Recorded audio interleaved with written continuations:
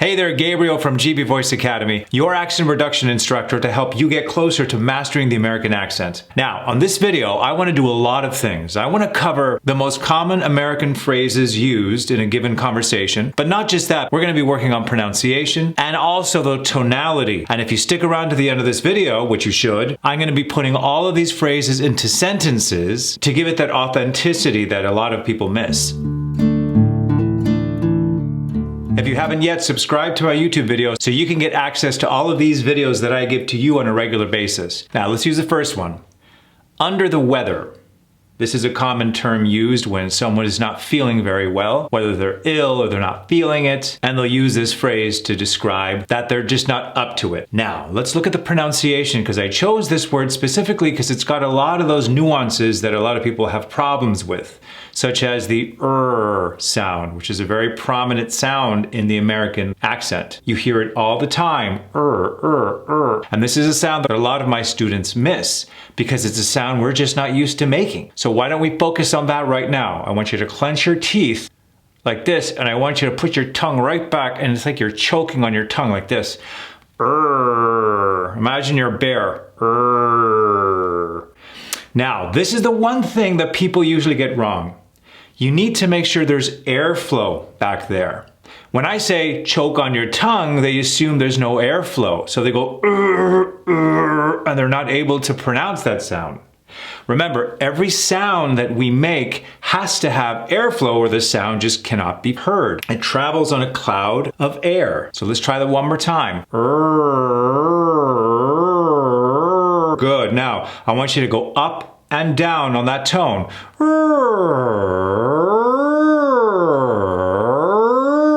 Good. You feel that tension in there, right? Good. So now, let's say this word again, paying attention to that Under the weather. Good. Now we have that hard TH in there too. This is another sound that a lot of my clients tend to miss. Weather.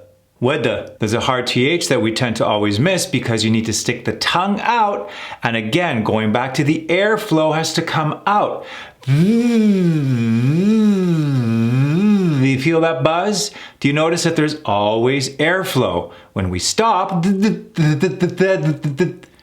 where the problem is. Think of it like choreography of air. Think of your body like this giant sphere where there's air flowing in different crevices of your body. In order for these sounds to work, you have to let the air flow. So just try it one more time, really focusing on that air flow. Here we go. Under the weather. You hear that? One more time, a little more closer to speed. Under the weather. You see how that air has to flow versus under the weather. Good. Now let's incorporate that into a sentence. Hey, you know what, man? I'm not feeling it right now. I kind of feel under the weather. Now, in my previous videos, we talk about tonation. Is this a positive thing or a negative thing?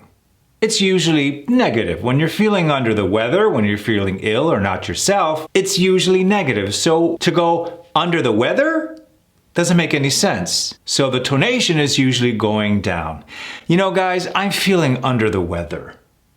Feel that? See how important tonation, pronunciation, all that has to go into play, and airflow. Good. Now keep that in mind, because at the end of this video, we're going to do a little mini test to see if you could figure out where these phrases fit in. Because in order for this to work and stick, you gotta practice. Let's go to the next one.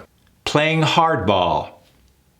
Playing hardball usually means an individual who is, say, a tough negotiator or is putting up a fight in regards to coming up with some sort of agreement between two parties. A good example would be, I'm trying to get this guy on our team, but he's just playing hardball. It's kind of related to the baseball American game. Now, let's look at the pronunciation of this word. Playing hardball. Now, that first sound, play, A. This is the sound a lot of my clients miss. Instead of giving it the full playing, they tend to go halfway, playing, playing. You hear that accent, don't you? By missing that target. Versus playing. I want you to imagine it goes up and back in this vicinity. Try it with me. Playing. You hear that?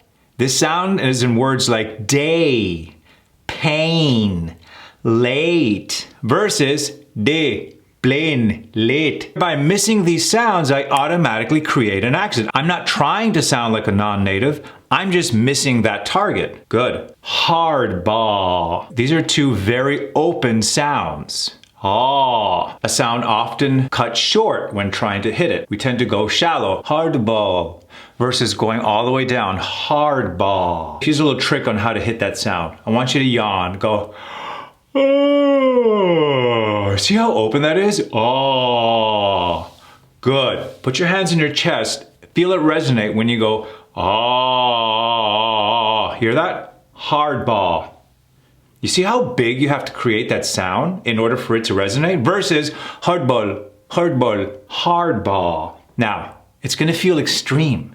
It's gonna feel like, are you crazy? I can't go out in public looking like that, making a sound like that. I'll look like a clown. But if you really listen to the American accent, it's intense. It's got some very bold sounds. Until you come to the realization that you need to be a bold sound maker, we're really not gonna achieve it. Don't be afraid to sound extreme. Oh, one more time. Hardball. Let's put it together. Playing hardball. Right, let's put it in a sentence. I'm trying to work out the details with this guy, but he's playing hardball. There you go. Let's talk rhythm. Is this a negative thing or a positive thing? If somebody's a difficult negotiator, is that good or bad?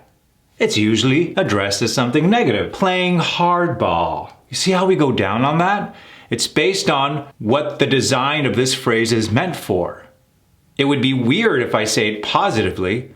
Oh, this guy's playing hardball. Doesn't make any sense. Good. You mastered the pronunciation and the rhythm. Again, I'll be including this in our fun quiz at the end of this video, so stick around. Next one, piece of cake. This is often referred to something that is easy for the individual. Hey, how did you do in your test? It was a piece of cake. Now let's work on the pronunciation. Piece of cake. Look, there's that sound from earlier. Remember playing hardball? Play AA? We have that target in the word cake. That same target, that same direction, up and back, up here, versus piece of cake, piece of cake.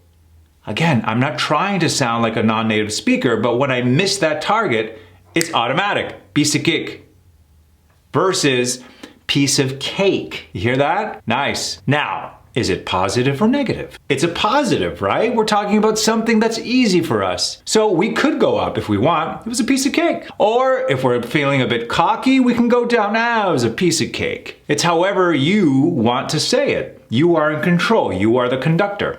No-brainer. This phrase is usually used when something is pretty obvious. 2 and 2 is 4. Well, yeah, that's a no-brainer. Meaning you don't need to use your brain because it's that easy. That guy did a great interview. We should definitely consider putting him in our team. Yeah, it's a no-brainer, right? It's obvious. He's qualified. We need him. It's a no-brainer. Now let's look at the pronunciation. A no-brainer. Now, here's another target. Oh. This is a target often missed. We tend to do half of it. Instead of oh, we go oh. No-brainer. No versus the full no. So do you notice that these American sounds require more work? There's more to it. And here is the deceiving thing about the American accent. When we hear it, it sounds so simple and flowy and fast. And we try to be simple and flowy and fast. But we're not trained yet to be able to be simple and flowy and fast. You can't learn how to dance ballet if you don't know the basic moves. So you need to slow things down, articulate, find those rhythms, and then eventually in your own time you could speed up. But don't compensate the fully formed articulated American sounds with speed. So my American colleagues speak fast, so I need to keep up with them. No, not the case at all. Take your time. And when you find your own footing, you'll be able to speed up when you're good and ready. So no. And guess what? There's that A sound that we had earlier in playing hardball. Remember that? And cake is that same target. A, brain, versus brainer. See how bright that is? See, we have to work to do that full extension. Let's do it together, nice and slow. A no-brainer. Does it feel over-articulated? Yes. But are we going to compensate that with speed so we sound cool like an American? No. Start slow, grasp the sound, then we could speed it up. Together. A no-brainer. A little faster. A no-brainer. Let's put in the sentence. Whoa, that guy won every chess match. We should have him join our chess team. Yeah, it's a no-brainer. Hear that? Now, is no-brainer negative or positive? It can go either way. Again, it all depends on what your intent is. Excellent job. Now, here comes a fun quiz. This is the part you need to stick around for because now we get to really see if what I taught you stuck. So what I'm going to do is I'm going to give you a sentence, but I'm going to leave a space. And in it, we're going to put one of the phrases we learned. So you'll be able to tell me what the right one is. Let's start with the first one. He was really blank. But after several rounds of negotiation, we finally came to an agreement. Which one are we looking at? That's right. Playing hardball. Excellent work. Is 4 plus 4 8? Yeah, that's a blank. No-brainer. It's a no-brainer, of course. Don't forget that pronunciation. No-brainer. Yeah, listen, I would go to the party, but I'm feeling a bit blank. Under the weather. That's right. Last one. Don't worry, I've dealt with this issue several times. It's a blank. Piece of cake. Good job. Now, if you want more of this full fleshed out American accent reduction course, I have a link to my 5-star best-selling course down below. I'm also going to leave the link up here. I never know where it is. And I also left a link to my other communication courses so you can learn how to be the best, most effective communicator. Also follow me on my social media links so I have more ways than one to send my content to you.